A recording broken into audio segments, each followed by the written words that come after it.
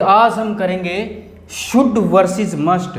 भाई शुड और मस्ट में वैसे क्या डिफरेंस है? तो सबसे पहली बात, शुड का यूज किया जाता है सजेस्ट करने के लिए, लेकिन एक कैजुअल वे में किसी चीज को, किसी बात को सजेस्ट करने के लिए शुड का यूज कर लिया जाता है। मस्ट का यूज किया जाता है एडवाइस देने के लिए, सजेस्ट करने के लिए, लेकिन किस तरह?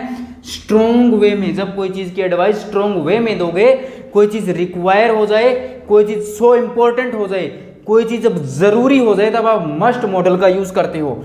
फॉर एग्जाम्पल, पहला, you should take some rest, तुम्हें थोड़ा रेस्ट करना चाहिए। दूसरा, you should not trust him, तुम्हें उस पर भरोसा नहीं करना चाहिए। नॉर्मल बात है, कैजुअल वे है। और तीसरा भी, you should attend to small things, भी तुम्हें छोटी छोटी चीज़ों पर अटेंशन देना चाहिए, ध्यान देना चाहिए।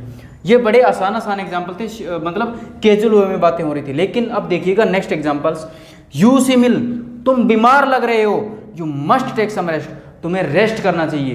तुम बीमार लग रहे हो, तुम्हें रेस्ट करना चाहिए। तो ये कैजुअल वे में नहीं है, ये चीज सो इंपॉर्टेंट है, ये चीज रिक्वायर है, ये चीज जरूरी है। दूसरा, you must not trust him, तुम्हें उस पर भरोसा नहीं करना चाहिए। He is a wolf in sheep's clothing, वो एक दोस्त के रूप में दुश्मन है, तुम्हें उस पर भरोसा नहीं करना चाहिए, वो एक दोस्त के रूप में दुश्मन है। And next is you must attend to small things, तुम्हें छोटी छोटी चीज़ों पे ध्यान देना चाहिए। If you wish accomplish big things, अगर तुम बड़ी थिंग्स को, बड़ी चीज़ों को अकम्प्लिश करना चाहते हो, तो तुम्हें छोटी छोटी चीज़ों पर ध्यान देना चाहिए।